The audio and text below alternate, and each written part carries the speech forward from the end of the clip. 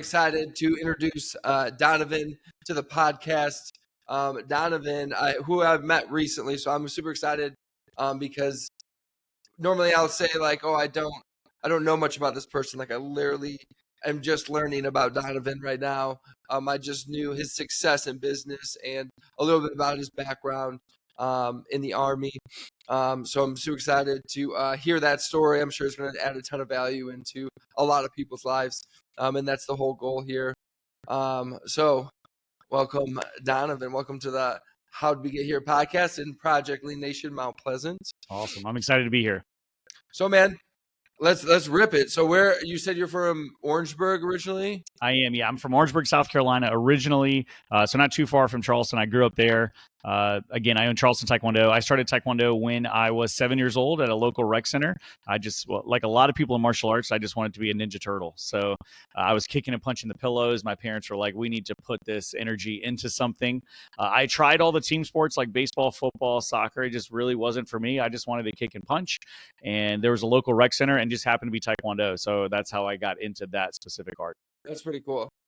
So one of my favorite movies. So that's my mom was like the same thing. That's why I got into getting into Taekwondo was a Christmas gift for me. Awesome. Because they're like, you need to do this because between Ninja Turtles coming out, and then the karate, I think it was called the Karate Kids. Yes. The 3 kids with the masks. Oh, what was that? I feel terrible for not knowing this. It's not Karate Kid.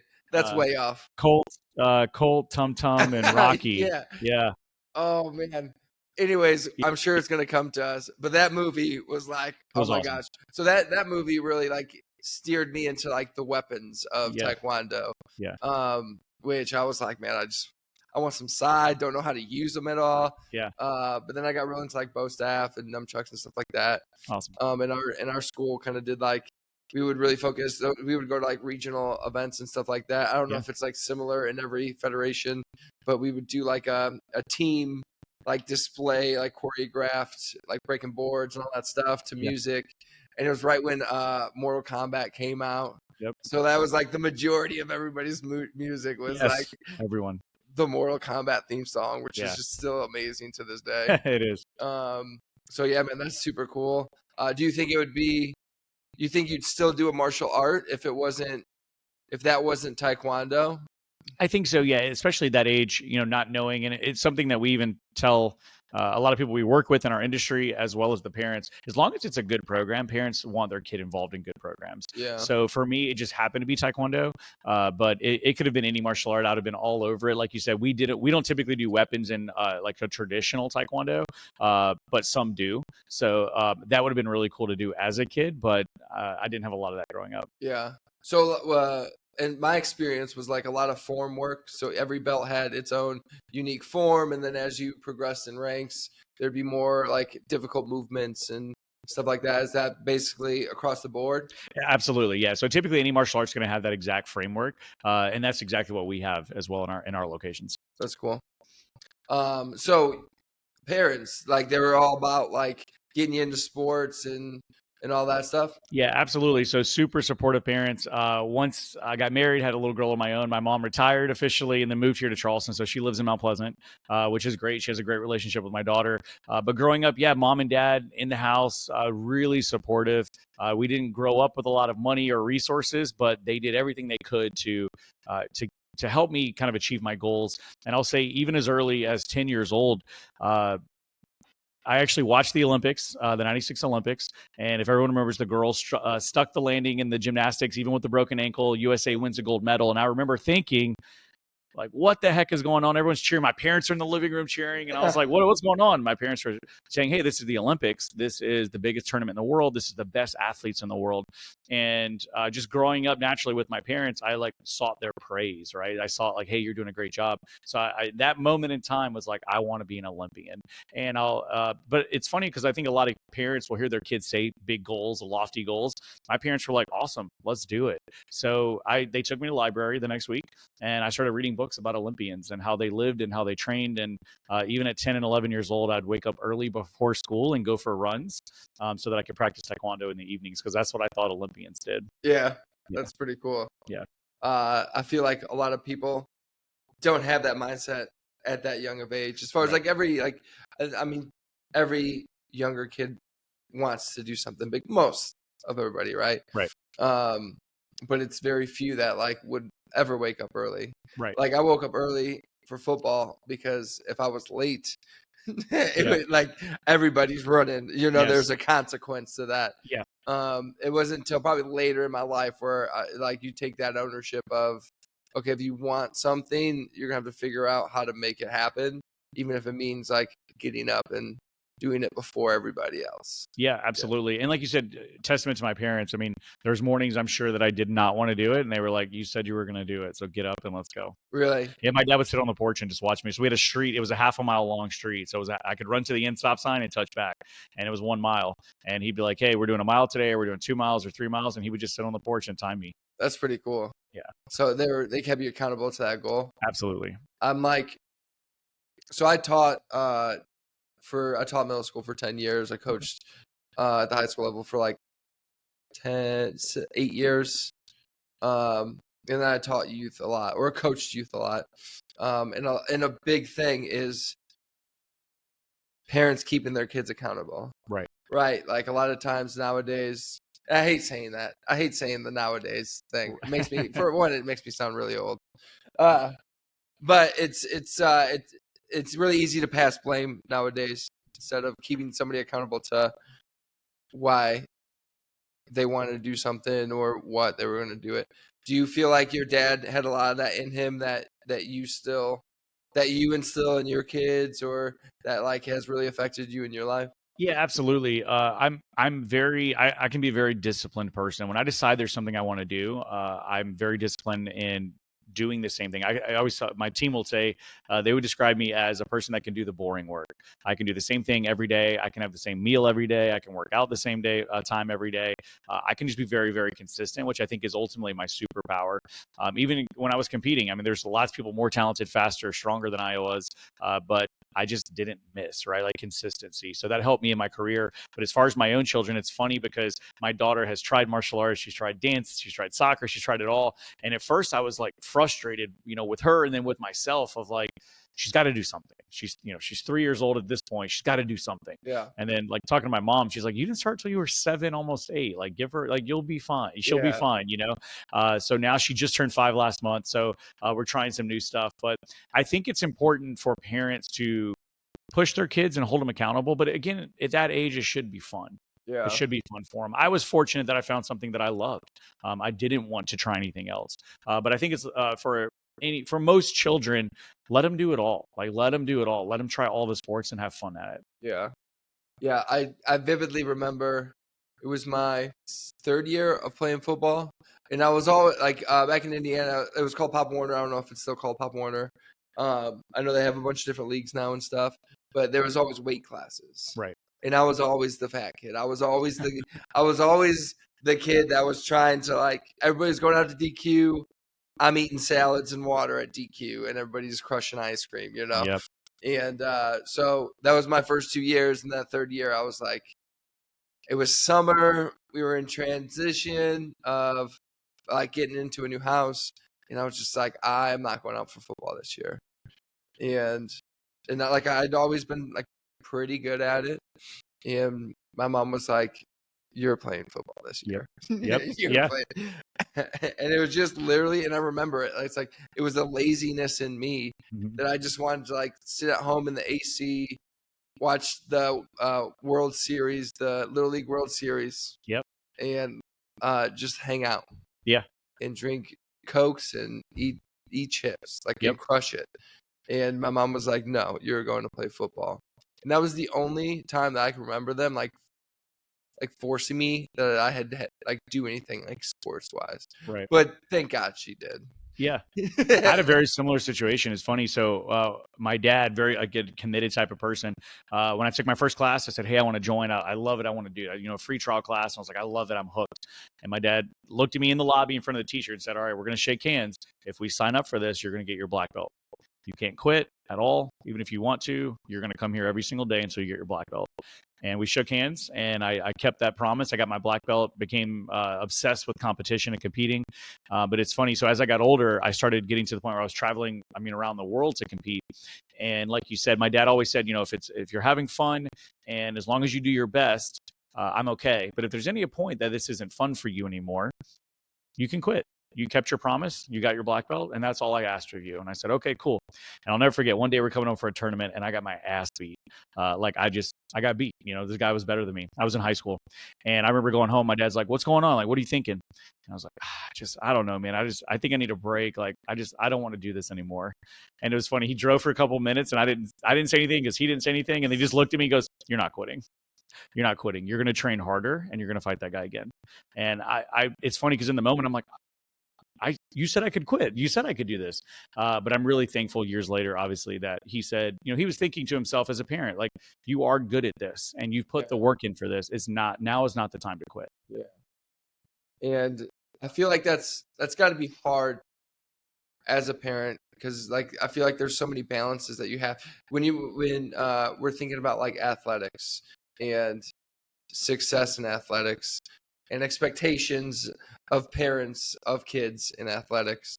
I feel like there's a massive balance with it all, where it's like you want to like I want to push him to be the greatest that he ever could be. Like wherever his potential is, I want to push him to get there. Right. And that might not be what he wants. Yeah. You know what I mean? Yeah. So just like understand, like it's pretty awesome that your parents like really understood. Like I guess you could probably see it at that point of like how much you loved it and invested in it. And probably same with my parents of like you loved being around the guys and doing all those things. And they're probably like, get the chunk out of my house. You know, they're like, oh, get the hell out, go run some laps, Right. But that's super cool. And I'm like, I talked to a lot of friends that have kids that are like 7, 8 years old, and I'm just always like picking their brains and of just like how you handle situations and stuff like that, because I really want to be like good at that. Yeah. I don't want to like scare them away from things. I want to like push them to pursue excellence, right? Right. And I feel like that's really hard as a parent. It is. It's tough. It's always easy. You always hear these stories of people like, my kid's not going to have a tablet, or we're not going to do it that way. And then you get a kid and you're like, man, all those people are right. And it's funny too. I was literally thinking about this earlier. I remember I'm almost 40, and I remember we had a big 40-year-old party for when my mom turned 40. We threw a big party for her. And I remember thinking like, she's my mom. She got life figured out. She's got everything together. And I'm like, I'm still figuring things out. And as myself as a parent now, to your point, we're just kind of doing our best and hoping, that you raise a confident, healthy, successful person, and I don't know if there is a cookie cutter way to do that, but I think you're right in the sense of there is a balance of, do you push them? How much do you push them? Do you kind of give them the freedom to be creative? And then ultimately every kid's a little bit different, just like we're all different. So it's tough. Yeah, that's good. So one thing that I think of, so like my experience, like growing up, I was always around team sports. And I know that like when we were in Taekwondo, like we hung out with all the kids that went to Taekwondo. Yep. And then the same thing, that's why you get like circled into like the football players or wrestling team or whatever. It's because those people are training together. They're forced to be together all the time. Like that's how you bond friendships and that's how you build relationships. So how was that? That had to be a different experience where it was like, it wasn't a team sport at the school. So was it like, were you good friends with other people from other schools, or what did that look like as you were growing up in like middle school, high school and stuff? Yeah, that's a great question. So it's actually one thing I love about martial arts, and at least from my experience with Taekwondo, sport Taekwondo, is it is a team environment, but it's an individual sport, right? So in football, if like you could do your job completely the entire game, but if the wide receiver doesn't catch the ball on the last play, or the running back drops the ball and fumbles it, it could cost you the game, right? So I've never experienced that type of team sport. But what I love about Taekwondo is we're training together, we're working together, we have that family feeling. My Army military teammates, they're brothers of mine. I talked to one of them today. We still in contact 15 years later. But I liked that winning and losing was up to me. So if I had been doing the work and doing the right thing, I would win. And if I wasn't, then I wouldn't. So I enjoyed both sides of that coin. Yeah, that's cool. Yeah, I always so like when in middle school was that like predominantly like the circle that you hung around with just Yes. because you were naturally there all the time? Yeah, that's a great question. So I lived in Orangeburg, South Carolina until I was in high school. I graduated a year early to pursue martial arts full time. And when I was in middle school, that's when I started really getting involved in competitions. And the school I was at, the rec center, just was not built for that. It wasn't designed for that. It was a rec program. So the closest school that was a fight school was in Columbia, South Carolina. So again, amazing parents.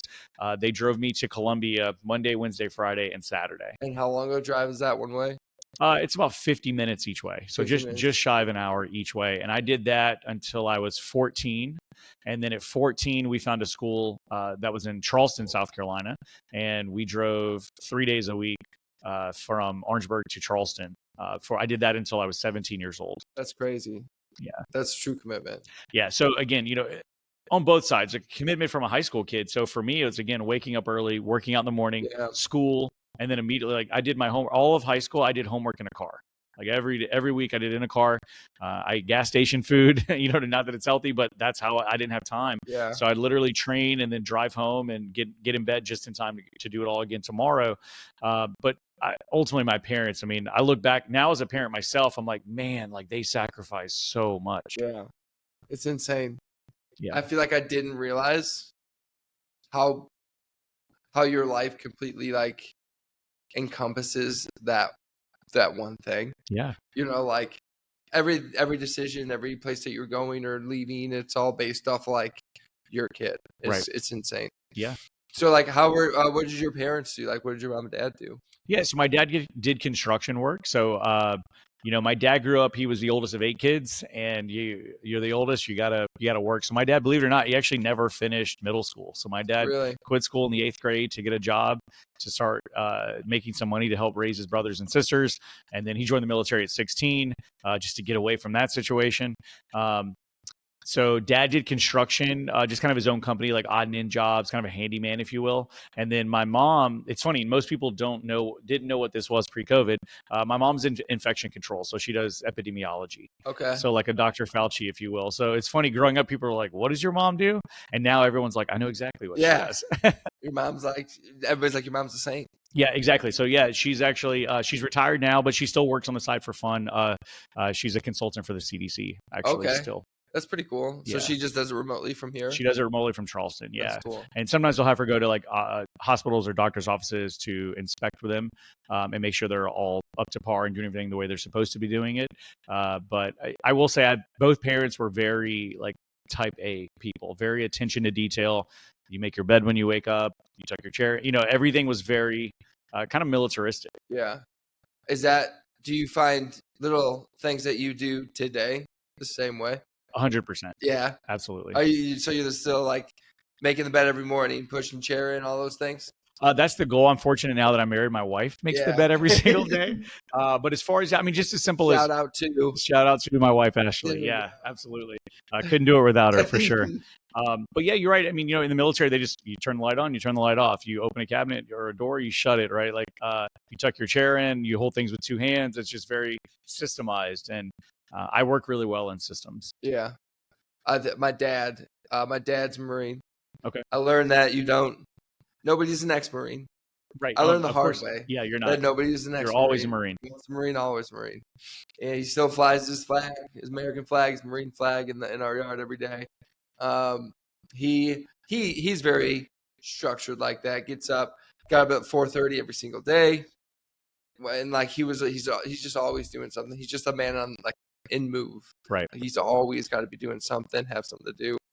And I feel like I find so many things that like about that he does that I now do, where I'm like, okay, now I kind of get the structure of that. Yeah, absolutely. I think we slowly, as much as we want to fight it, if you have a good relationship with your parents, I think we ultimately grow up to embody a lot of our parents. Yeah. Joy freaking those the homeowners becoming those insurance commercials. Yes. Yeah. I forget, is it Progressive? I think it's Progressive. Yeah. They are like so dead on. Some of the things that they do, it's like you never think about it, but it's like Oh my God, my dad did that all the time. Yeah, absolutely. So that's like, it's hilarious because it's true. It is. I think that's why it makes it so funny. That's why it's funny. Yeah. So you went high school and then you were coming back to Charleston doing Taekwondo. And then you made a decision to go to the Army. Was your dad in the Army too? My dad was, yes. My dad was Special Forces in the military, and then he was a drill sergeant as well. And he had gotten out way before I was born. So I didn't know that life at all, but he still lived that life, right? As far, like you said, as far as the discipline and the systems. But yeah, so I had an offer I graduated high school a year early to pursue training full time. So I actually moved to Greenville.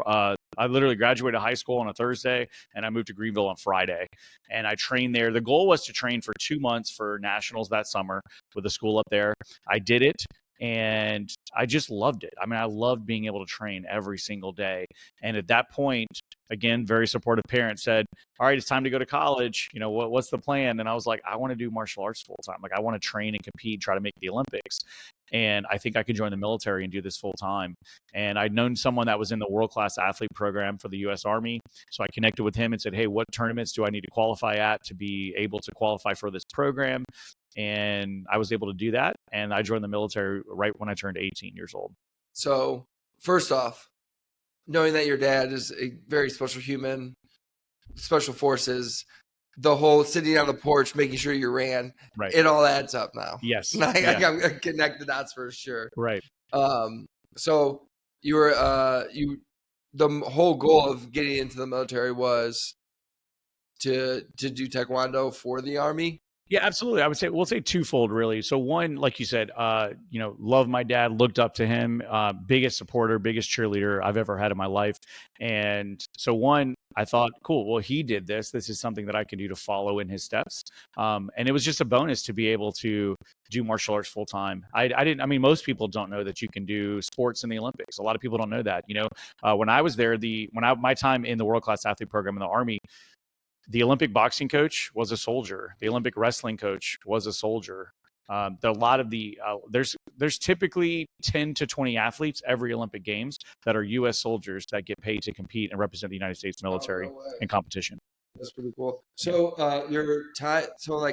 since that's your focus in the military, like, what's your responsibilities outside of those things? Is it like everybody else, or what's that look like? Yeah, it's a great question. So you still have to go to basic training and you still have to get a job, right? So military school. So my job, I wanted to go to school for engineering. So I signed up in the military as an architect. A lot of people don't know you can do that. I literally went to basic training, and then I went to architect school for the military, and that was about 8 months long, and then graduated. And at that point, I joined in 2003, so right when Iraq and Afghanistan were kicking off. So you don't need an architect in Iraq and Afghanistan. So even though I signed up for that, they immediately sent me to combat engineer school. So basically, how to make and detonate explosives, and then. As soon as I graduated that school, I had orders to go to Colorado to be in the world-class athlete program. It's based in Colorado Springs because that's where the Olympic Training Center is. So a daily job for me was 2 practices each day. Our first practice was at 8:30. We had to be there at 8 a.m. to get taped up. We're treated like professional athletes. So we had a medical staff, we had nutritionists, we had psychologists, we had weight trainers, we had our own gyms. And so I'd get there at 8 o'clock, get taped up by the medical staff. We'd have practice from 8:30 to 10:30. We take about a 2.5 to 3 hour break, and then we would do another workout in the afternoon. We did that Monday through Friday. And then if we're getting ready for a big tournament or a big competition, we might do 3-a-days or we might do Saturday style workouts. But again, during that time, the wars are happening, right? So at any given time, we had benchmarks every single year. So if you weren't medaling or moving up, because the goal to be in the world-class athlete program is to become an Olympian. So as soon as they realize that either A, you're not making the Olympics, or B, you're not progressing fast enough to become an Olympian, you get cut from the program. And then you would immediately join a line unit. And at that point, you'd probably be deployed pretty quickly. But we still had to go to military school. So we didn't get, if we wanted to advance and get promoted, we still had to go to schools just like everyone else did. Yeah. That's pretty cool. So is that year round basically, or is there a specific, so nationals, I'm assuming is yearly, or is that like every 2 years? Absolutely. Yeah. So nationals is every year. So the way it would work is you have regionals. There's 5 regionals in the country. You had to place top 4 at those regionals. So there's 20 people that go to nationals. Plus, you get some random buys if someone had an injury and couldn't go to a regional, but that should be there. The national team members. So typically about 25 people at nationals per weight class, and then the top 4 at nationals would go to team trials, and then there'd be a fight off, and then the winner. We had world championships every other year in Taekwondo, and then the Olympics every 4 years. Okay. That's pretty cool.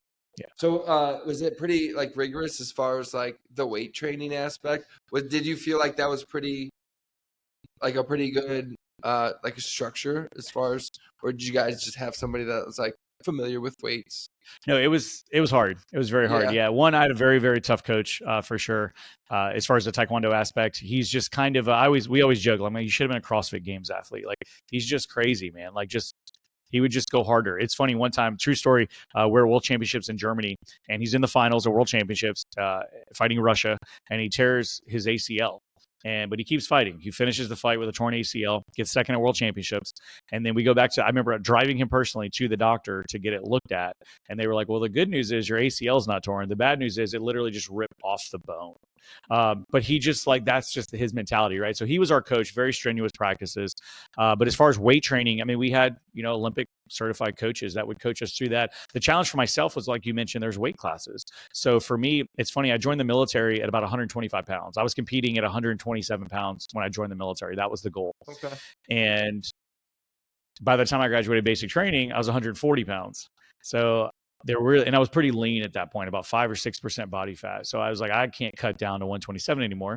So I went up to the next weight class at 136, and that was fine. I competed there for about 2 years. But like you said, as with having our Olympic coaches, and I had a nutritionist, I mean, I was a young 18, 19-year-old kid. So I'm putting on muscle, right? Like testosterone through the roof. We're working out. Nothing stopping it. Exactly. So it's just like, I'm putting on muscle. They're like, well, he's, now he's 150 pounds, but he's still at 5% body fat. So I'm just adding weight, and became increasingly harder to cut. So I ended up moving up to 147 pounds. And that's where I mainly competed at. I naturally floated about 165 pounds, and I cut to 147 for my weight class.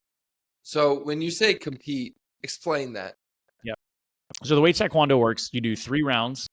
They're each 2-minute rounds. So it's a 6-minute fight. You have a 30-second break between rounds where you get coached by your coach. And you either win by scoring the most points or by knocking the person out. Okay. So there is knockouts. Taekwondo rules are, you score points from kicking from the waist to the top of the head.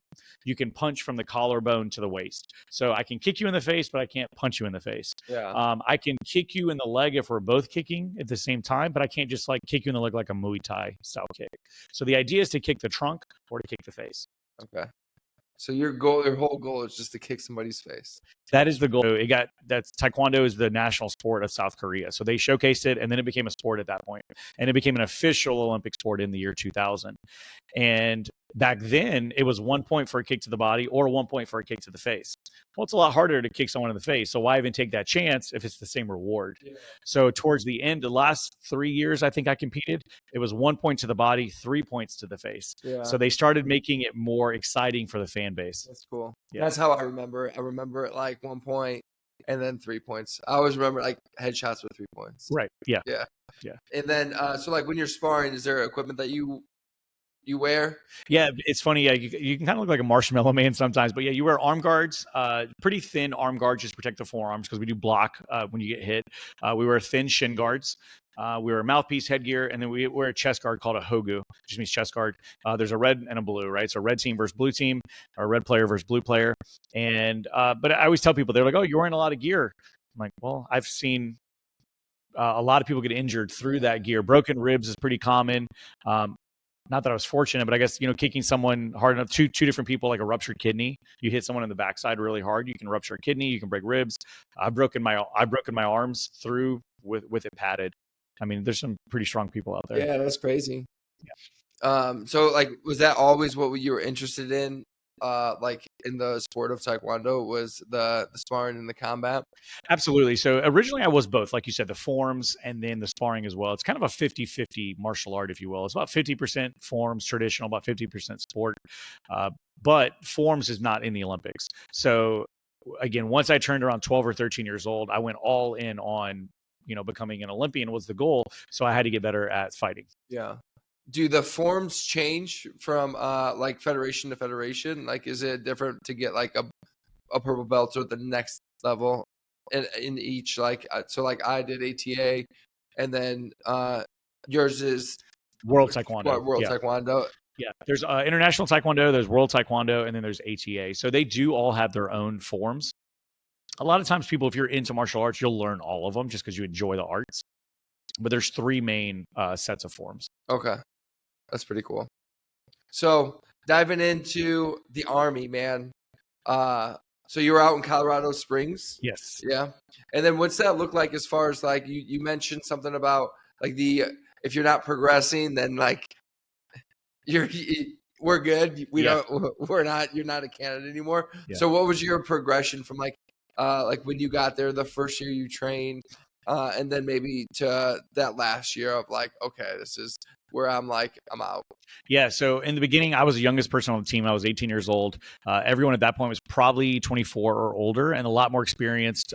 They've been through Olympic cycles. We call them quads because they're 4 years. So they've been through a couple quads at that point. Bigger. I was the lightest weight class too. I mean, I joined to fight at 127 or 136. Everyone else was competing at the next lowest weight class was 163. But again, they're cutting to that. So you're talking 175, 180 pounds. Yeah. I just got my ass beat, man, like every day. They're more experienced, they're bigger, faster, stronger. And there was a quick learning curve of just even learning how to hold for them, how to be a good teammate. It was tough. I mean, it was, again, it's a sport. I always joke, my dad would say, just keep going. You're going to get there. And I'm like, Dad, Mom had a bad day at work. She got yelled at by her boss. I got kicked in the face today. Like, you'd call him sitting in the hospital. Like, yeah, I'm getting my arm checked out. I think it's broken, but I don't know. I'll just cast it and I'll be at practice tomorrow. Like, I was just a joke. I'm like, a bad day for me is like losing a tooth or a black eye, But yeah, it was tough in the beginning, but I got better faster because you have to. And by the time I left the World Class Athlete Program, my final year competing was my best year by far. I won nationals that year. I won Athlete of the Year. I made the Armed Forces national team. I made the Collegiate national team. I got third at the Pan American trials. And actually, my last competition I ever had was at the U.S. Olympic team trials. So at U.S. Olympic team trials, in my third fight, I tore my ACL, MCL, and meniscus in my third fight with about 30 seconds left to go. And at that point, I was winning the match, and our doctor came over. At first, nothing crazy happened. It wasn't a fluke kick or anything. I just tweaked my knee and went down. And I remember the trainer came over and said, "Are you okay?" And I was like, my knee gave out. I just kind of fell. I don't know what happened, but my adrenaline's rushing, obviously. And I got up and I was like, I'll be fine. And then he came to kick at me and I just fell again. And my doctor came out and basically was like, I'm pretty sure your ACL is torn. He's like, you're not going to be able to fight. I'm like, well, I'm winning. There's 30 seconds left. So let's just keep going. So honestly, I probably only had one ligament torn at that point, but I kept competing for about 30 seconds left. And anyway, ended up shredding my knee. And at that point, to kind of take it one step back, it's interesting. So my military contract was ending about 6 months later. So I'd already been in the military 8 years at that point. Okay. Or almost 8 years. So you competed, so you did two quads? 2 quads. Yeah. See that? I pick up on the lingo. Yep. So you were in that program for 8 years then, huh? Yes. So how was the second year? How was the progression from the first year to the second year? And obviously, or was there ever a time where you're like, because you came, like you were traveling to get to good studios, right? Correct. When you were in high school. So going in and experiencing something like that where it's like world class, and obviously they're a lot heavier for you, or then like heavier than you. Was there ever a time where you're like, man, I don't know if this is for me or what I thought it was, or you know what I mean? I literally said those exact words. No, absolutely. So I had a really good career as a child, as a youth athlete. So Taekwondo youth is 17 and under. Once you're 18, you're considered an adult athlete. And transitioning was not easy. So I went from, winning junior nationals to going to seniors. And true story, my first 5 years at senior nationals, I lost my first fight 5 years in a row. But it was kind of a running joke. I don't know. I should have been placing bets in Vegas. All 5 years, I went into overtime. So I lost in overtime, and all 5 years, the person I lost to won the national championship. I remember you mentioned it on that last call we did. Yeah. So it was just, it's heartbreaking, because you get one shot a year, right? And then you got to wait another year. So I remember sitting down after that first quad with my coach and our command at the time, because we have, first sergeants, commanders, and they're like, "How are you feeling?" And I said, honestly, like, I love this sport and I work my ass off for it. Maybe this is God's way of saying, like, I got a different path for you. Like, I'm like, 5 years in a row, I don't know how, like, it's not going my way. But I'd won big tournaments in that time, some opens, medaled at opens, and won collegiate nationals. But I just never got the U.S. Gold medal. And they said, no, like, it's kind of like my dad, like, hey, you're going to continue doing this. We need you on the team. Like, we think you're a great teammate and we believe in you. That's pretty awesome. So I appreciated that. The next year, I was in the finals of nationals. Yeah. So it just took that little bit. And what it took was for me to realize, like, I wasn't honestly doing enough, doing a gut check. Because going back to answer your question, those first 2 years when I was in the military program, I mean, you got to think, I went from traveling all the time to just driving to get to train, and not growing up with money, right? Like doing fundraisers so that I can go to states and go to nationals myself, to I'm an 18-year-old kid. I get military housing. I get free food, free medical. School is free. I get a paycheck every single month. Life was good, man. And it's probably like a lot of athletes that become pro and then they work their butts off to get there. And not that I was making a lot of money. I was making a military salary, but life was good, right? Like, I didn't have to train that hard. And I honestly, subconsciously felt like I did all of this training at the rec center. Imagine how good I'm going to be training full time. And when the reason that didn't transpire was because mentally I wasn't giving it everything. So those final 2 to 3 years, I went all in on training. I became obsessed with getting better at my craft. I stopped drinking. I stopped going out. I just started really focusing on what I was doing. And I saw a lot of success from it. And going back to answering or saying, having to wait a year. So the 2009, I was in the finals at nationals. I thought I won, but I didn't get the medal. I got the silver that year. And it's interesting. So the Army always had their press corps there, and they're like, Donovan, you just got the silver medal at nationals. What's going through your mind? Because, you've been wanting this for 5 years now. And the first thing I said, and I have this on camera and I have it in a newspaper, was I have 365 days until I get another chance. Yeah. And that's all I could think about. And the next year I fought the same guy in the finals and I beat him easily in the finals. But that's just kind of how I was. I'd become obsessed with one goal. Yeah. Do you think that in that moment, those first couple of years, if the older version of you came back and was like, you know what, you're just not focused and not working hard enough, do you think in that moment that you would? I feel like it takes a certain amount of like motivation in the moment to really push you past what like you think you can actually do. So if the older version of you came back and was like, hey, you're just not focused and you're not, I feel like in the moment, it's really hard to see like you could do extra. Right. When you already feel like you're working really hard, it's really hard to say like you can do extra and you can do more. Do you think that like that version of you in those couple years would have been like, you're right, or would have been like, get out of here? I think I would have agreed. And you're right. In the moment, I felt like I was doing a lot, but then always, retrospection, looking back, it wasn't enough. And I think that's for most people, whether it be being a parent, being at our jobs, at our careers, at our businesses, in sports, being fit, right? Eating meals like this. There's always more that you could do. And we all know, like, there's more that we could be doing. Very, very few people are giving it 100%. So at that time, I think I would have been open to that if I would have got some tough love. And also too, I think it's funny because how you grow up and how you're spoken to as a child, I think matters, right? It's how we respond as adults. And my dad, as much as he supported me, was very big on, you're not doing enough. You're not doing enough. And my dad passed away right when I moved out there. So I literally moved, and 6 months later, my dad passed away. Oh, no way. While I was gone. So I think that had a lot to play into it too, because, I lost my best friend and my biggest supporter. So that kind of obviously just has its own issues. But beyond that, he was the person that would always be telling me, do more, do more, do more. So maybe that was a part of it as well. Yeah. Where he's always like, do you feel that now still? Yes. Yeah. I posted a video recently, like on my social channels. Was a lot of people ask me, like, what's your motivation, right? Like, we're opening our 8th location now. We have 9 and 10 in the works for this year. And they're like, what, I live a better life than I ever had hoped to live. I'm very thankful. I'm very grateful. I'm blessed for the life that I get to live and that we get to do what I do. I mean, I'm literally a kid that took a free class in a rec center, and here we are years later, and we have 1,400 students that train from us every single day. And I that's amazing to me that one moment in time can change like that. But people say, what's your motivation? And I was on a podcast and I told the gentleman, I'm making up for the lost time for those years when I wasn't giving enough. Like, I feel like I have to overdo it now or train more now and work harder now because I live in a fear of not giving my best. Yeah. And there's kind of a guilt associated to that, right? Absolutely. I know Yeah. my career, I don't know if I'd ever would have became an Olympian, but I know my career could have been a lot more prestigious if I had been doing what I'm doing now, if I had that same lifestyle back then. Yeah. So getting into like the business world of what you do, do you think that's something that like your dad owned his own business? Is that something that you think came from him? Did you learn a lot from him as far as a business or anything like that, or not so much? No, not at all. Not at all. As much as I love my dad, terrible at business. Yeah. Terrible. He's the guy that, a lot of odd and end jobs, handyman jobs, he'd get paid cash and then on Monday he'd be broke. You know what I mean? Like, Yeah. he'd spend them on lottery tickets. He wasn't a drinker or anything like that, but he'd just blow it on stupid stuff.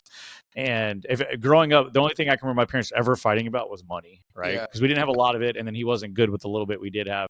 And then also my dad would do a job where he might, a location like this, he might help build this thing out, get it perfect for you. He might make 20 or 30 grand. And then he's thinking, I'm good. I don't got to work for like a year. So no, I would say I did not learn much about business. I will say that when I did tear my ACL at the Olympic trials, in that moment, it was like the worst thing. I'd been training my entire life for this moment in time. And a lot of people are like, well, why didn't you just rehab and go to the next one? Well, the next one's 4 years from now. You know what I mean? It's a long time to dedicate. And at that point, I'd already been gone for over 8 years from my family, my friends. My father passed away. I had one of my best friends pass away. So I felt like I had missed a lot of life right back home in South Carolina. But I will say where we are now, it was probably the best timing for me to open the business because I took that same mentality of being an athlete of no one's going to outwork me. Whatever they're doing, I can do a little bit more than they're doing and I'll catch them. And I just took that into the business. And So I know you through higher. I mean, you've been a member here for like an OG, right. But I have a terrible memory and I don't remember people. But like you came in and I was like, I think I know who you are. Right. And Joy was like, that's Donovan. He's been with us for like since we were over at Pivotal, right? Yeah. And I'm like, oh, that's super cool. And then Bat reached out about the higher value leadership challenge, which that's what I've been posting about. If you guys have seen my Instagram post, it's been awesome. And you've already mentioned a couple things about just being very laser focused on like one specific goal, which I think is amazing because I think we do all these things at 20%. Yep. Right. So it's been super helpful for me. And anybody that's interested in it, definitely reach out. I know it's going to continue to go 4 more times this year. 5 more times. 5 more times this year. Yep. So I'm actually excited to get into the second one because Yeah. I feel like I just signed up and I didn't really know what I was getting into. Yeah. So I was trying to learn that first week. Right. But it's funny because I was on our last call and the guy was like, I don't know if it was you or somebody else. Like we can do the cold plunge, we can go work out, we can go do hard things, but to sit down and journal is like, it is so hard. Yes. Like it is such a, like to sit there and try to process things and maybe it's more dominant, like a male thing. I don't know. Maybe it's a male thing or not. I don't want to get canceled, but like, I feel like that's probably how a lot of males are. Yeah. Was that you or was that? That was me. Else? Yeah. It's funny. But the challenge is basically you need to get a workout in every single day. You got to get your water in. You got to eat nutrition, your nutrition, get that on point, which I highly recommend this spot here. It's amazing. I love their food. I was just telling you earlier, I eat it twice a day. I'm down 17 pounds here and just under 4 weeks. So this is what I live off of. It's worked for me. But yeah, it's really about entrepreneurs. And as you know, I'm sure it can be lonely. It can be very lonely. There's not a lot of people that understand the stresses. Like people see like the successes. And I think a lot of times entrepreneurs want to post the successes, but there's a lot of low times that people never see or experience. And so it's a tribe of entrepreneurs to work together. But 2, I believe if you can't win in one area, even if you're winning in business, but your family's not right or your health isn't right. I mean, are you really winning? Right. And I think we all want to win across the board. So it's a tribe of entrepreneurs that can get together and level up together. So that's really the idea behind it. And we all have our different challenges, right? Like my wife is actually doing the challenge as well. And she likes journaling. She likes writing. She likes taking notes and talking about her feelings, right? I didn't say it. I didn't. Yeah, I said it. Whereas for me, it's like, all right, training, get a workout in, jump in a cold plunge for 6 minutes. Like, cool. Even if it sucks, it's 6 minutes. Like I'll live.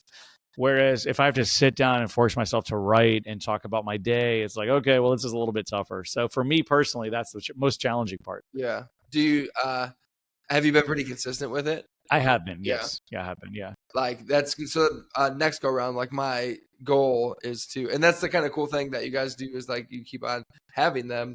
So like I can learn what I need to get better at for the next one. Right. If I do like 3 this year, I'm gonna be like really proficient in a lot of things. So yeah. I like the fact that it's gonna continue, like it continuously goes and it's a different group of people and stuff like that. Yeah. So I've been a huge fan of it so far. Awesome. Glad to hear that. Hopefully we get a cold plunge in this weekend. Yeah, that's the plan. Yeah. But so going back, you got out of the military. You're just like, okay, just destroyed the knee, which I can't even imagine the emotions. I remember the last time I wore a football helmet, it was super sad. It was like everything that you worked up, especially you. Like, I mean, I sacrificed a lot in high school, but my parents were driving me like a couple hours a day just to get to practice, So how'd you deal with that? And like, how was like that mentally? It was really tough. I was very angry. I consider myself a religious person. I have a lot of faith. And at that point I did not. I felt, and this conversation I had with my mom at the time was, I'm okay losing. Like if I had lost that day, I could accept it, right? Like I did my best and it wasn't good enough. But I felt like it was taken from me. Like I didn't do anything. My opponent didn't do anything. My knee just tore to pieces.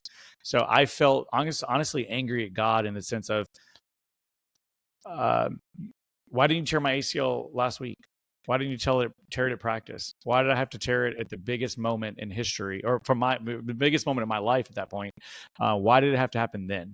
And then, so when I moved to Charleston, I didn't do anything for the first probably 10 months. I lived on James Island. I went to the beach probably 5 or 6 times a day. I moved here only knowing one person. I'd planned to move back to South Carolina, but I didn't know where. And I had a really good friend of mine, Beth, was moving to Charleston. And she's like, hey, I need a roommate. And I'd known her since high school. And I was like, yeah, sure, let's do it. So I moved to Charleston. I hadn't been here. And I just decided, hey, cool. I hadn't been here since high school. And I was like, cool, yeah, sounds good. I just need a fresh start, new people, new faces. And I need to get away from TaeKwonDO. So I moved to Charleston. And for the first 10 months, it was nice because I didn't have to cut weight anymore. I could drink alcohol, not feel guilty. I could go to the beach. It's warm here compared to Colorado, where it's typically cold. And I just needed to do some like soul searching. I needed to get away from all of it. And for a moment there, I was like, man, I want to compete again. Like I've had a break. I want this back. But I'm out of the military now. So am I going to pay for this on my own? I'm broke. I have no job. I mean, I literally moved here without a job. For those 10 months, I didn't work anywhere. Yeah. So I was living off savings. And at that point, it was like, all right, am I going to either A, join the military again, B, just be a broke taekwondo athlete pursuing a goal, or C, I can share this with other people. So I decided option C, to share with other people. And just like I started, I didn't have enough money to start a business anywhere. So I started teaching classes at the rec center. Oh, no way. That's super cool. Yeah. Full circle. Absolutely. Do you ever talk to the people that you used to work with at your rec center? The one here? No, in Greenville. Or not Greenville. In Orangeburg. Orangeburg. Nope. I don't actually have any idea what they're up to these days. Yeah, no idea. I talked to some of my coaches growing up. Their minds would be blown to know what you do right now. Probably. They'd be like, oh my gosh. They would feel probably so great about what they did. I would hope so. Yeah. I haven't honestly spoken to them. It was a married couple. A man and a woman were married and they taught Taekwondo together. And I haven't spoken to them probably since I was in middle school. Really? Yeah. That's crazy. Yeah. So one of the things that I think you probably could relate I'm very much like leave it all on the field. I worked so hard in my athletic career. Everything was really focused around this one goal of winning a state title and getting a college scholarship. And I think one of the best And it's really hard to say. It's really hard to think like this. But one of the best things that I learned is sometimes no matter how hard you work, how much sacrifice that you give, sometimes the outcome is just, it's not in your favor. Right. And I think that prepares you for life in ways that people that aren't in athletics will never understand. Right. And like how to cope with things and how to be okay with like, hey, I sacrificed my whole entire life for this and it didn't turn out the way I can. Like I can either pivot from here or I can go down a really bad hole. Right. You know? Is that something that you like reflect back on and agree with? 100%. There was times where I didn't give my best and I won. And then there was times that I gave everything I had and it just wasn't enough to get the W that day. So I completely agree. And I think that's life. I mean, life, what is it? Rocky says, like, life hits hard, right? Like it's going to hit hard, and it doesn't matter how hard you hit, it's going to keep coming, right? And I think sports, and not necessarily martial arts, I think sports in general prepare people for that. I think you learn a lot about yourself in sports, whether it be being a part of a team and learning camaraderie, learning perseverance, because you can do your best and it just not be enough. And you got to come back. I mean, even like Michael Jordan didn't get picked for the first time for the basketball team, right? And became the greatest of all time. You learn a lot about yourself, about who you are. Yeah, absolutely. MJ over there MJ, looking at us. Yeah, spying on us. You learn a lot about who you are. And I don't think you can't fake that. Like you can't get that in a lot of other areas in life. Yeah. So that's like one of the biggest things that I'm like grateful for, even though like I'd much rather have won all of them. Of course. Yeah, of course. You know? Of course. And we were always so close. And then the year after I was playing college, that our team won state. That's awesome. The first team they've ever been to state ever. Wow. And in the moment, I was not happy. Yeah. You know, like in the moment, like you're happy for the coaches and all that stuff. But so that's just like another thing that I'd like learn how to deal with and be okay with. And but it's just like a testament of how much it meant to all of us and how good, like how good of a job the coaches did of like bringing us together and really getting buy-in from us. That I'm 40 and still talking about high school football. You know? I feel like freaking Uncle Rico over here. Yeah. See those mountains over there, man? I got those. So you go here to Charleston and start doing Taekwondo back in the rec. How does that go to doing frequency fitness in Charleston Taekwondo? What's that whole path look like for you? Yeah. So I started in the rec center, and Jeremy, who's my business partner, was still living in Colorado. He's my best friend in Colorado. He was living there. I decided, hey, I'm ready to move. I want to go back home. And so I moved here. He was still living in Colorado, and he got big into CrossFit, and we did CrossFit style workouts at the Olympic Training Center and at the World Class Athlete Program. So I was used to those types of workouts, and CrossFit at that point, this is 2011, it just kind of really blown up at that point. Like it had been obviously people have been doing it for 4 or 5 years, but it became like a bigger at that point. And he's like, I want to open a CrossFit gym. And I was like, yeah, that's cool. He's like, you should move here and start it with me. I was like, I really want to teach Taekwondo, and it'd be cool to be a part of a gym, but I really want to teach kids. I like working with children personally. And then we just kept talking the conversation, long distance. And he was like, what if we did a CrossFit gym and the parents came to class at night, but they could drop their kids off literally right next door. So the dad could get a workout or mom could get a workout in, but then the kid's taking a martial arts class. So it's kind of like 2 birds with 1 stone. We could have a better priced membership because they get 2 programs. I was like, man, this is genius. We should totally do this. He's like, cool, move to Colorado and let's do it. I was like, I'm not, dude, you're out of your mind. I live in Charleston. Like, nope. I was like, have you ever been to Charleston? He's like, I've never been. I was like, and believe it or not, it was about 2 weeks before my birthday. My birthday's next week. So this was 12 years ago now. And I said, hey, come check out Charleston, spend the week here for my birthday. We'll party and we'll talk about like the plan. If you can convince me to move to Colorado, I will. He moved here. He was in Charleston for 2 days and said, we should totally do this in Charleston. And I said, okay, cool. So he ended up moving 2 months later. He moved here. I flew to Colorado. We road tripped in a U-Haul across South Carolina, put our money together, and we opened CrossFit Frequency. And then right next door was Charleston Taekwondo. That's pretty cool. In that same location? Same location. And here we are years later, 11 years later. We took that location back over. Frequency ended up closing, and we took it over for one of our programs again. Oh, no way. Yeah. So you guys, is that one of the new ones coming up? That's a Kids That Win location. So it's our other business model, and it's been open since August. So is that included in the 8, or was it going to be 10 total? So this year we'll get to 10 this year. Yeah. So what's Kids That Win program? Yeah, so Charleston TaeKwonDO, obviously we teach martial arts, but a big program that we offer and a big convenient program we offer for parents in the community is our after school and summer camp programs. So a lot of parents are used to their kids in daycare, 6 a.m. to 6 p.m., right? But once their kid gets in elementary school, parents are like, yeah, this is awesome. We don't have to pay for daycare anymore. But kids get out of school in Charleston at 2:20 in the afternoon. Most parents are working till 5 or 6. So what do? You can't get into daycare because you only need it for 2 to 3 hours a day. So we started what's our after school program, and it took off. I mean, the first year we only had, I think, 7 kids, and then here we are 7 or 8 years later. We pick up almost 500 kids a day. Really? Around Charleston. We have 20 buses running every day around Charleston to pick up kids. And so that's a big program for us. So we do after school and summer camp programs. A passion project that I'd had for a while was like, what if you could run an after school and summer camp program without martial arts? Because we get a lot of friends. I have close friends that are like, man, my kid loves the after school program, but they just don't want to do martial arts. Or parents see it, you're, like you said, you played football and you're like, what? We need after school, but I don't want my kid to do, karate or something like that. So a lot of people don't try it. Martial arts is a very small portion of our after school program.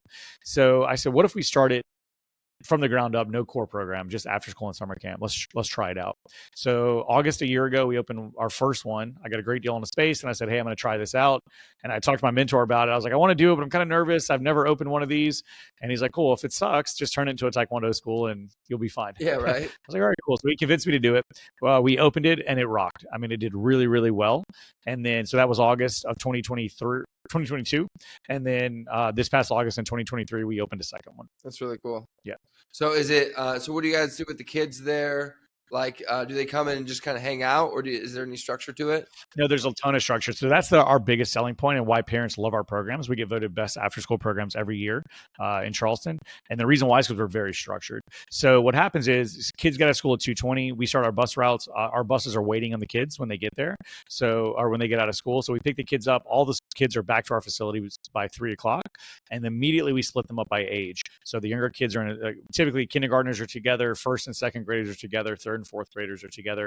And what we do is we rotate them every 30 minutes. So they're either on the mat, and on the mat, they're going to be doing dodgeball, relay races, obstacle courses. We do martial arts classes, or if it's Kids That Win, we don't do martial arts classes, but we do public speaking and character development with them. So if they're not on the mat, then they're in our classroom. So it looks very much like a traditional kids classroom at school, like an elementary school room. That's where they're going to get their homework done. They're going to get snack time done. We also play centers.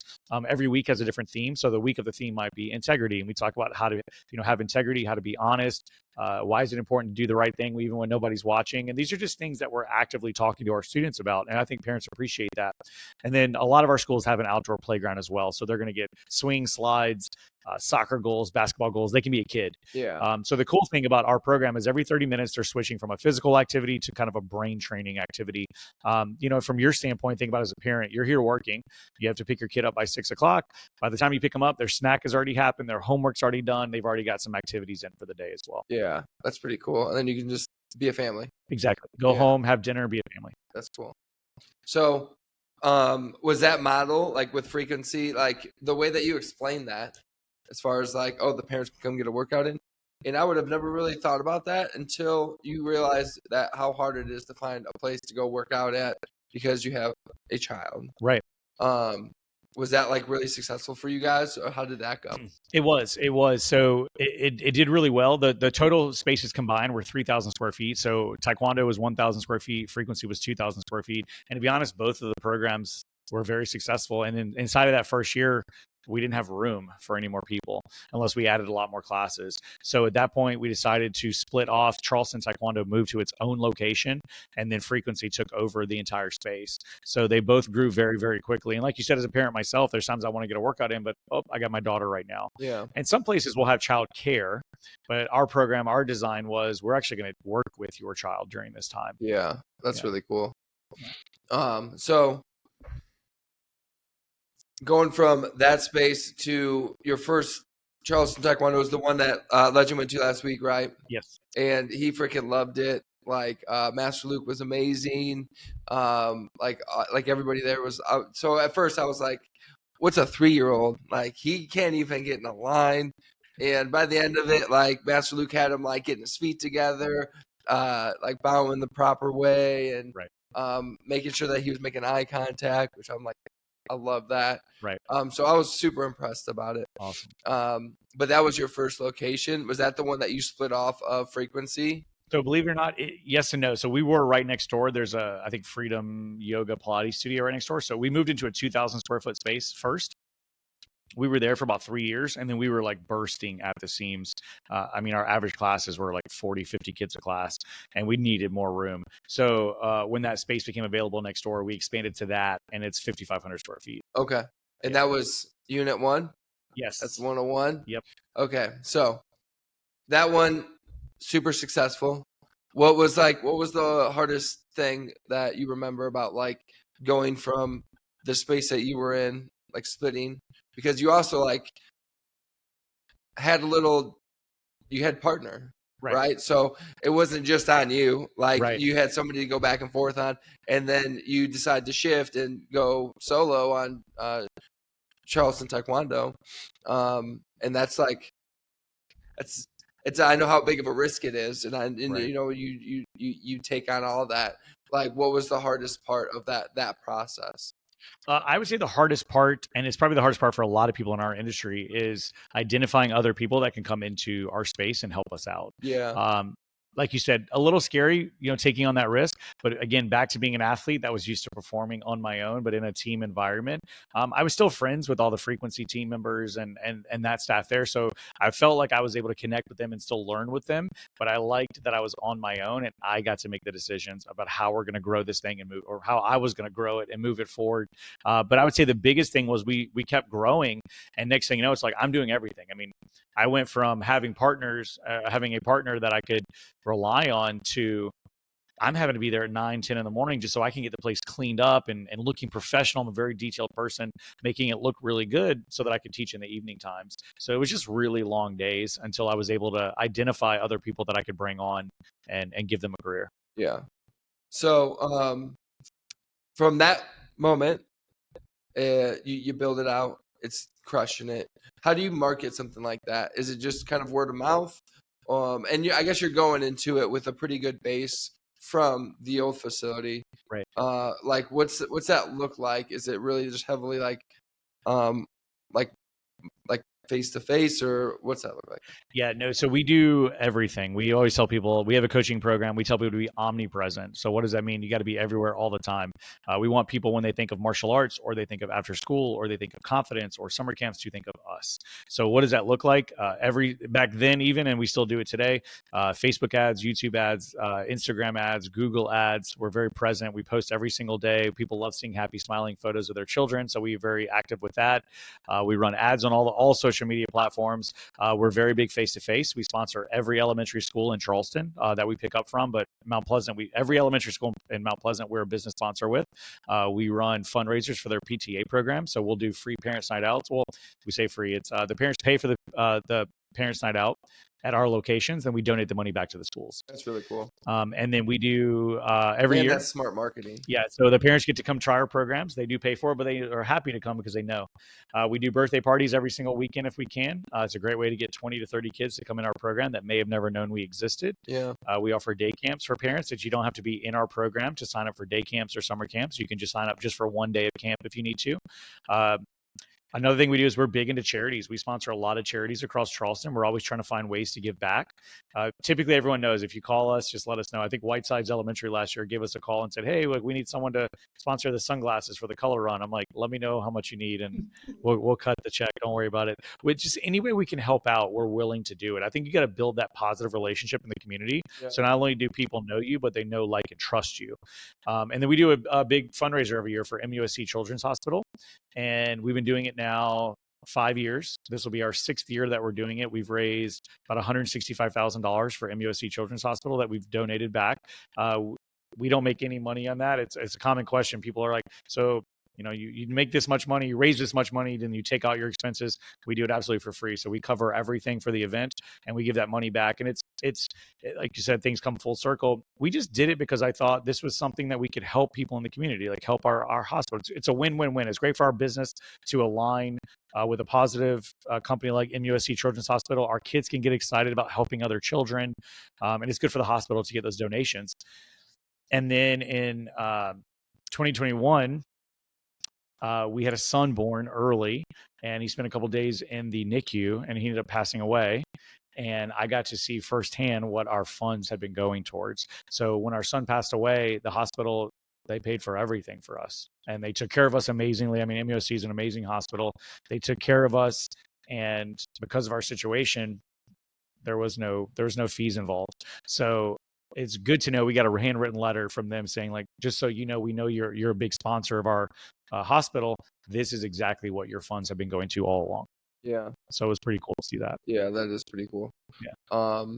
So that's like genius marketing. The whole thing is like, was that a lot of your ideas of just like connecting? And then I understand how you can really expand from that because you're getting in all these different schools. Right. And you're already taking buses there. Right. So it's like, well, let's do one in your community so you don't have to take a 30-minute bus ride. So you kind of build the brand in different locations by doing that. Yeah, absolutely. Yeah, we're very big on marketing, very big on brand awareness. And like you said, we have the buses, so they're kind of like rolling billboards. We have 20 rolling billboards running around Charleston every day. So that helps. And then even during summer times for field trips.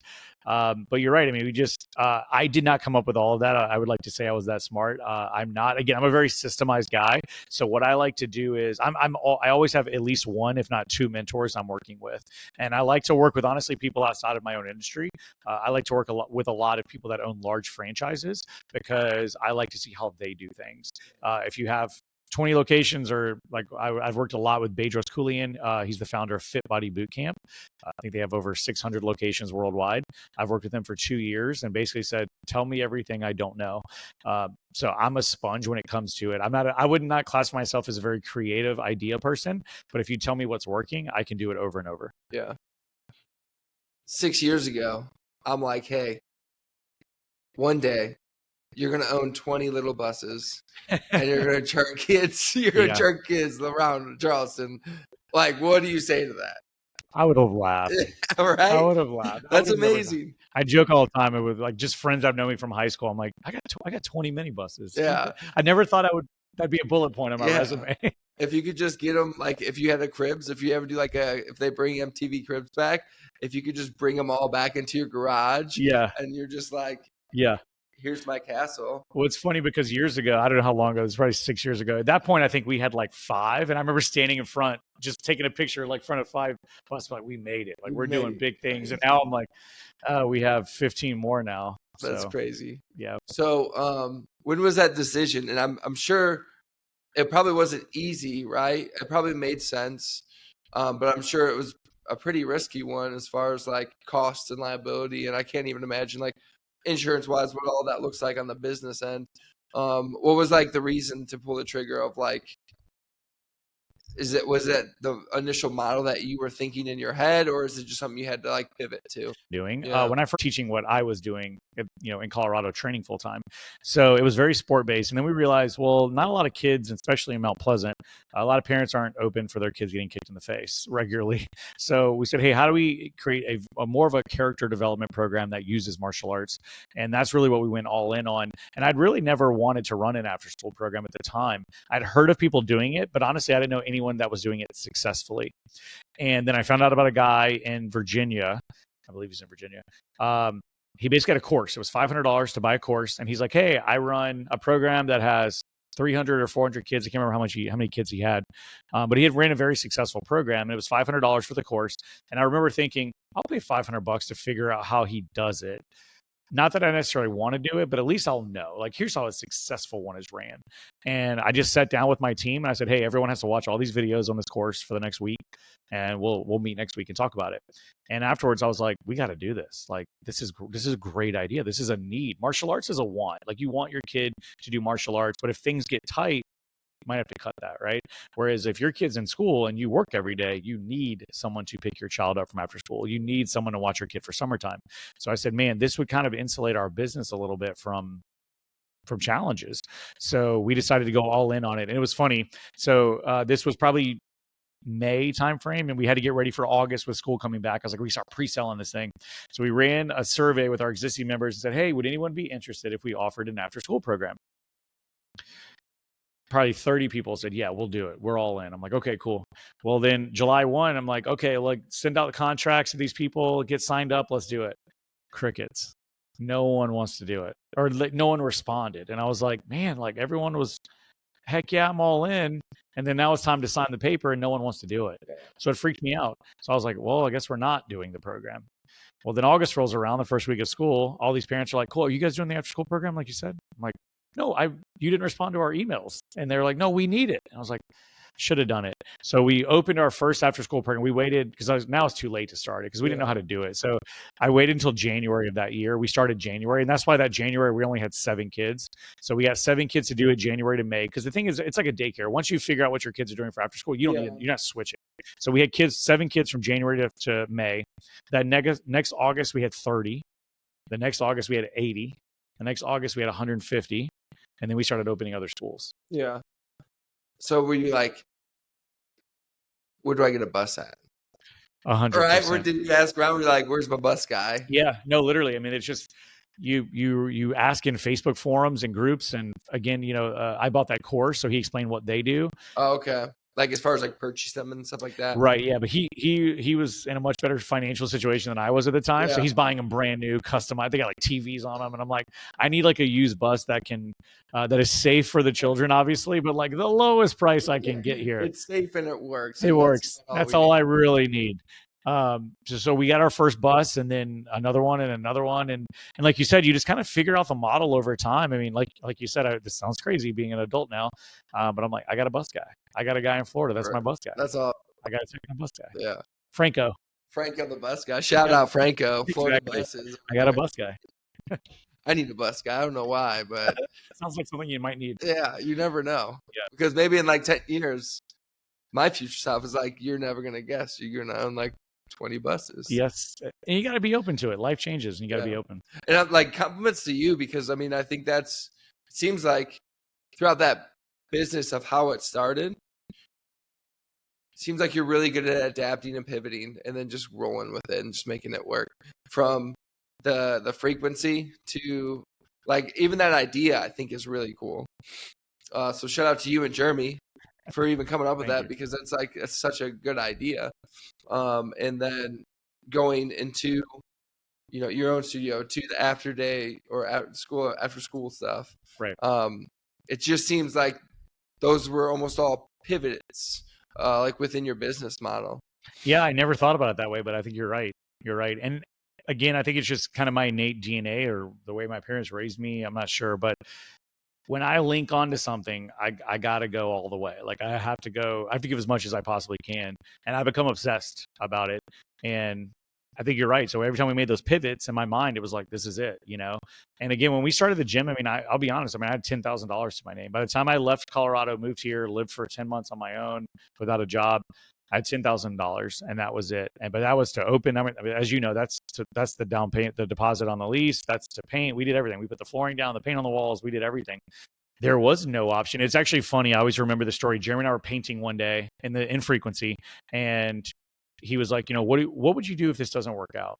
And I was like, what do you mean? And he said, what would you like if hypothetically the gym fails? Like Jeremy he has a degree and he was in finance at that point. And he's like, I could go back to finance. I could get a job pretty easily in finance. Like, I'll be okay. What would you do? Because I never really had a job other than the military as an athlete. So I thought about it and I kind of had a funny face, and he's like, what's wrong? And I was like, it had never occurred to me that we weren't going to be successful. Like I felt kind of silly because I'd only thought about the possibilities and the success that was coming. I didn't even consider that we might fail at this. And I think a part of it was because, again, coming into it as an athlete, the mentality is like, we're training, we're doing the right things, we're going to succeed. But then also, I didn't have any money. Like, this was every penny I had. So it's got to work. What do you think made it successful? I think just that relentless attitude, between myself and for Jeremy, of just kind of doing whatever it takes. I mean, as you know, in a business, it was hard. It was not easy. I mean, where we are today, a lot of people see the success we've had, and we open new locations now. We can open a location on a wait list. Like they'll be, day one, it's like, hey, like maybe we can get you in next year. And we're very fortunate to be there, but that was not always the case. It took time to build that. There was long days. I mean, I'll never forget, we finished painting and getting everything done at about 1 a.m. and our first class was at 5 a.m. the next day. So we literally just slept on the gym floor and I mean, I was still in like paint clothes looking back, like teaching class. And that's just what it required. And we were there that night again until 9 o'clock that night. And that's just what it took. So that's what we did. Yeah, that's really cool. So what do you think a successful entrepreneur, like some of those things, I think we covered a lot of them actually, like what does that look like for you? And then how did you learn those things? So like when you and Jeremy just start off, right, you don't have really like a background in business or running a business. And I know from experience how many things that you think and you were way off, or you like didn't understand it the right way of how the government wants you to understand it. Yep. And there's a lot of those. Yes, absolutely. Yeah. I'm not a fan of the IRS. I can tell you that. So like, what was that process of like you guys as now entrepreneurs, like learning those things? Was it books? Was it just like your circle of people, or what did that look like for you guys in the early days?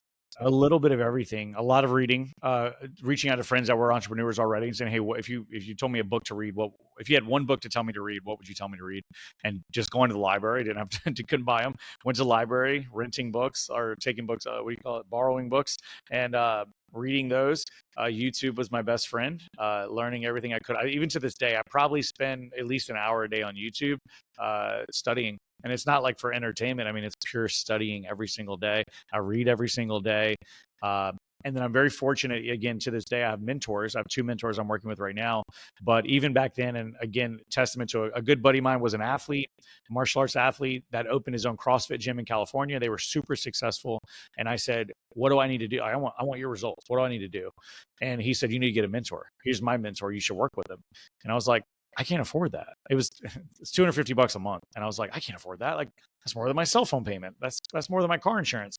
And he's like, you can't afford not to have a mentor right now. And I said, honestly, dude, I really can't afford it. And he's like, Donovan, do you think you would have had the success you had as an athlete without a coach? And I said, no. And he goes, then why would business be any different? Yeah. And I said, okay, I think you're right. And he's like, put it on a credit card, figure it out, but you need this guy. So we did. We put it on a credit card, and I'm very thankful. We opened probably 3 months before we opened, we started working with a mentor. And you're right. There were so many things. I'm like, we're going to do this, and then we're going to do it this way. And he's like, that's stupid. That's not going to work. You think that's going to work, but that's not, because we already tried it and that doesn't work. So he just basically steered us in the right path. That's really cool. So from there, you've worked with a mentor ever since? We worked with him for the year. I've had 7 to 8 different mentors over 11-year span. So how do you find a mentor that you want to work with? For me, it's I identify what area I want to grow in. So I've had mentors purely for personal development that are not they don't even own a business. They just own a personal development coaching company that it's someone I align with. I think the big thing is you have to align with them philosophically. But I worked with Bedros when we decided we wanted to expand locations, and he's a franchise owner. I was like, all right, well, how do you expand? How do I do that? How do I train? How do I set up regional directors? How do I set up businesses in other states? Like, I need to learn all of this stuff. When we were running a CrossFit gym, we had a CrossFit specific business coach.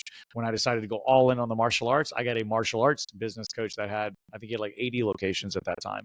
So I always just identify like, what area do I need to grow in right now? Who's someone that can help me, and how much is it going to cost? Yeah. So how do you find somebody like that? Usually it's circles online. YouTube helps, right? If you're searching, you're searching questions. Usually the person explaining that usually has a coaching program. Yeah. Or just even asking around. Yeah. Yeah. I think that's something that, like, I feel like I got a pretty good circle of like knowing somebody, but I think like your friendship still will always get in the way of that in some shape or form, right? So I can totally justify like paying for a mentor, right? Yeah. And I think that's a great idea that I've never personally like really thought of outside of just like I have some friends that I would consider like these are Yeah. my go-to people for these things. Yeah. But to have somebody that's just like you're solely there to teach me how to do this one thing really at a high level. Yeah, it's time collapsing results. You know, I can spend hours of my life, weeks of my life, months of my life learning something. Or if I wanted to, you know, open a nutrition company, you would be the first person on my list that I would call and say, hey, can I buy you lunch? Can I talk to you? What value can I provide for you? Obviously, I try to provide a lot of value up front, but then how can I afford your time? Meaning, like, how can I buy your time essentially, either with cash or just with goodwill and value? And I would say, what is this like? Like, I know my business really well, but having freezers, do you get inspected? Like, there's so many questions I would have. I would immediately come to someone like you and say, explain the business to me as best as you possibly can. Yeah. Just because otherwise I could spend time doing this, or you could just tell me in an hour. Yeah. That's great advice. And I think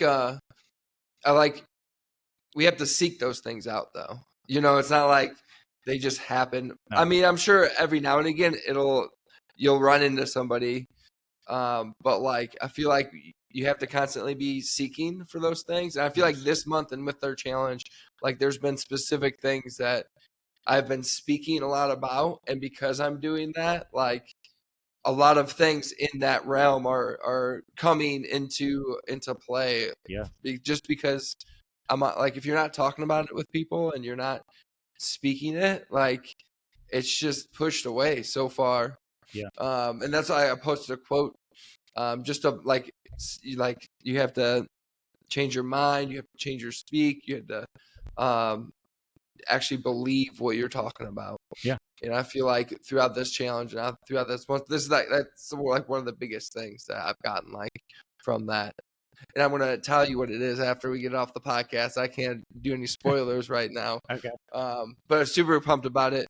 But it was just it was a manifestation of just like, and just like if you're looking for a mentor, it's not like you can just be like, oh, haven't found one yet. Are you talking to people? Are you talking about it? Are you asking people? Absolutely. Yeah. No, it sounds frou-frou and crazy. I'm a big believer in manifestation. Again, when I was even training in Colorado, I had a sports psychologist. I've done hypnotherapy before.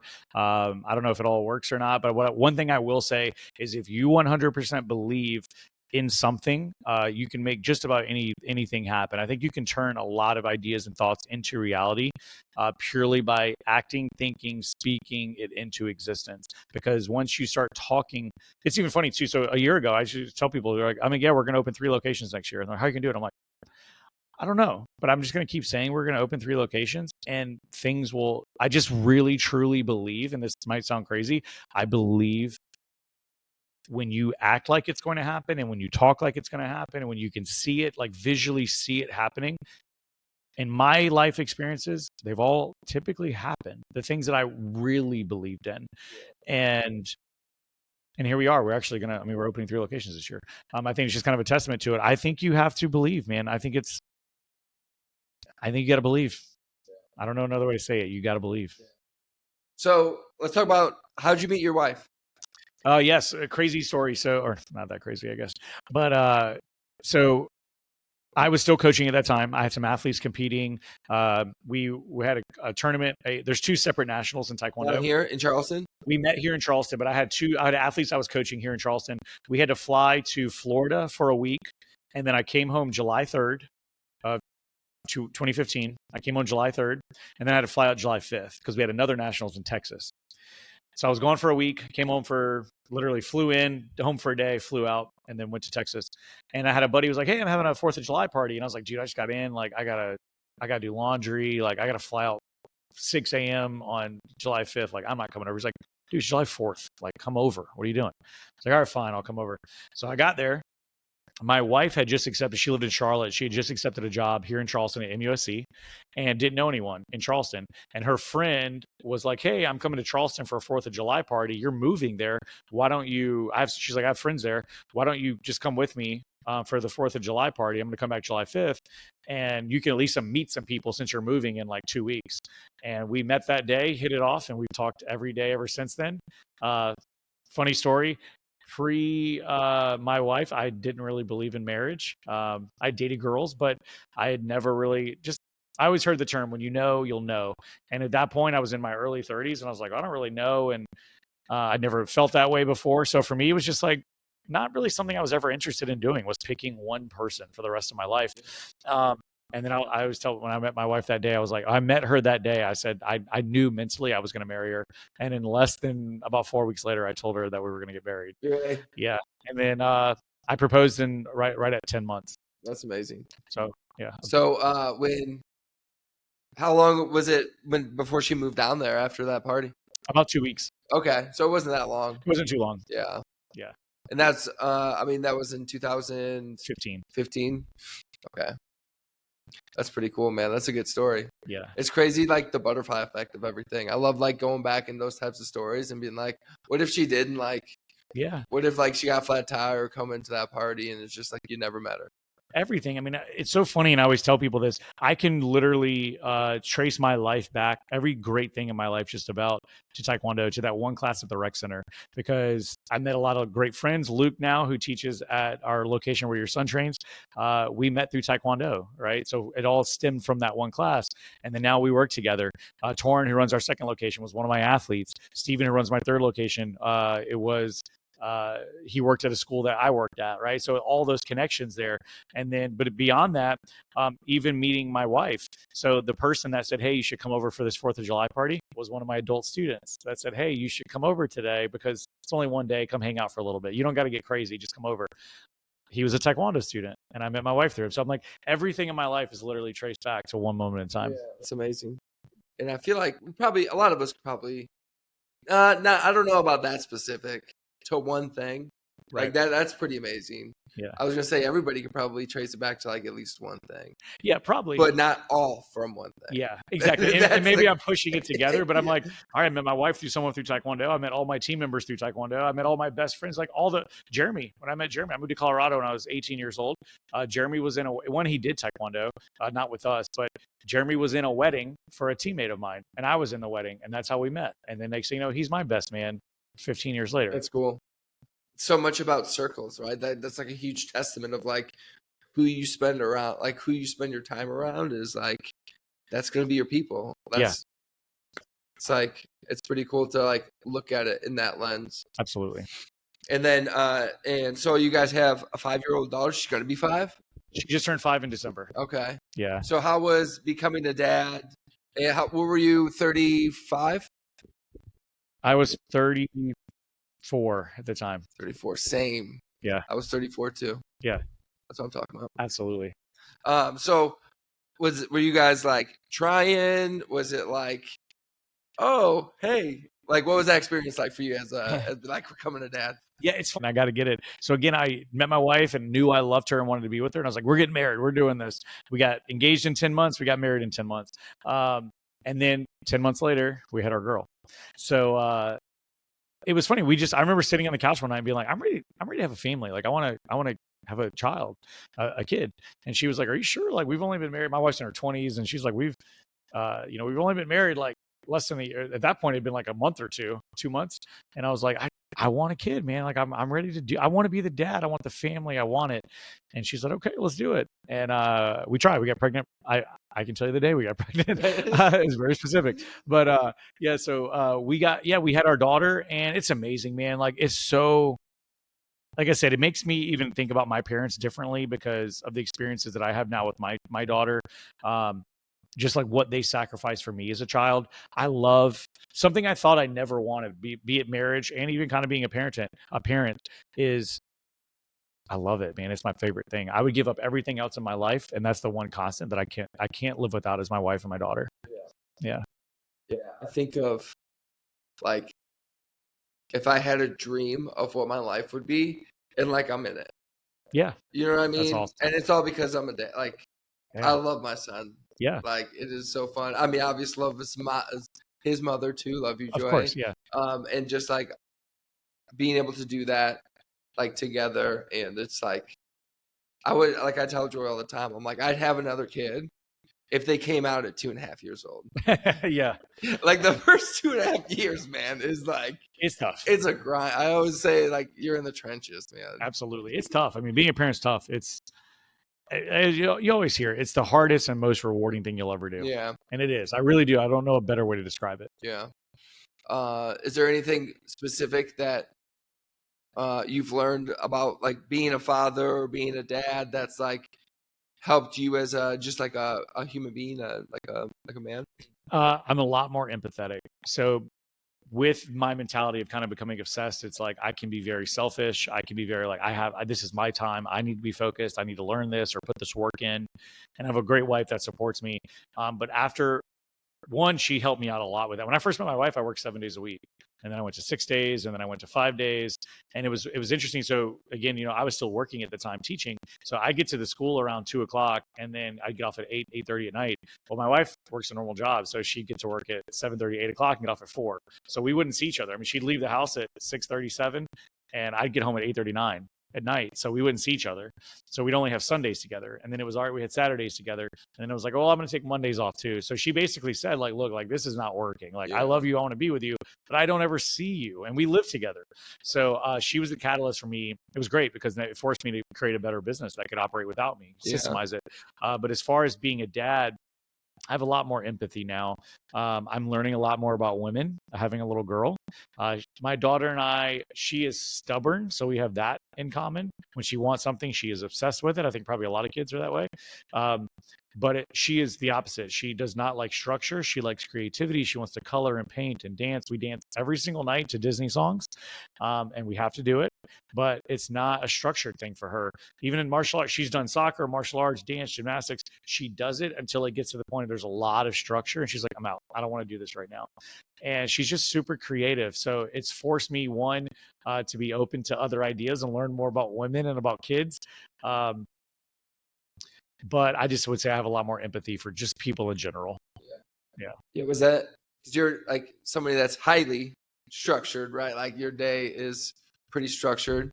Was that like is that hard for you at all? Like where you go home and it's like you're walking in and you just can't predict what the next 3 hours are going to look like? No idea what it's going to look like. Yeah. No, it's hard. It's absolutely hard.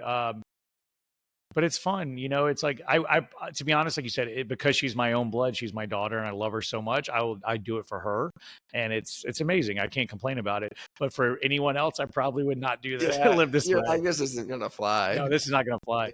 You're like we've wasted 10 minutes. 100%. Yeah, I'm like, do it this way. She's like, I don't want to do it that way. I'm like, this is how you do it. She's like, I don't care. I'm like, okay, I guess we're not doing it that way. Is her mom a lot like that? She's definitely creative. Yeah, I would say. My daughter, it's funny, man, between looking like her looks and her personality, she's a really good mix of us. Like she probably got all her worst tendencies from me, and then she got all the good stuff from her mom. That's good. Yeah, she's beautiful just like her mom. But you can definitely see like my features in her for sure. So I'd say but emotionally, she's a much more like her mom. Yeah. That's really cool. Has having kids like wanted you to be in the kid space more? Absolutely.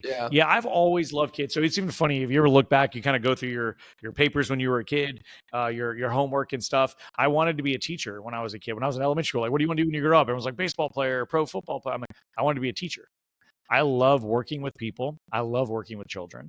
And I remember being in high school, my freshman year, and they, like, what do you want to get to write about your future self? And I said, I wanted to be an elementary school teacher. And I remember my teacher saying, why don't you teach? You love martial arts. Why don't you teach karate? And I was like, at that point, everyone I knew was broke. So I was like, well, they all have other jobs. At least teachers only have one job typically, back then. And I love that you said back then. Back then, a lot of them have to work more now. Yeah, unfortunately, teachers are highly underrated. They're amazing, underappreciated. But I was like, well, I like working with kids and I want to help people and I want to teach stuff. So I'll be an elementary school teacher. That's what I wanted to go to school for. And then when I found out, again, you get your eyes opened. I found a successful school that was doing $1 million a year in revenue. And I was like, wait, what? How much money do you guys make? And you just teach martial arts. And they're like, yeah. And I'm like, all right, show me how this works. And I worked for them for a year and I made $4 an hour for a year. Which sucked. I was getting paid like half a minimum, a little over half a minimum wage. What was this? When I was 17. Okay. And but I learned so much about the business. I actually had friends that did it with me that all quit because they're like, we're not getting paid. We're working all. I mean, I got to the business every day at 11 a.m. and I left at 9 p.m. Monday through Friday. And then Saturdays I had to be there at 7:30 a.m. and we left at like 2 p.m. and I made $4 an hour. And so I didn't make any money, right? But I'm there all the time. And I remember my friends being like, this sucks. Like, we're not making money. We can go work at the movie theater and make, $10 an hour. And I remember telling my buddy, yeah, but you're not getting skills at the movie theater. Like, I'm learning how to run a business right now. And even though they didn't share with me like the numbers and the back end of it, I saw the customer service, the customer side of it. And we still use a lot of that today in our business.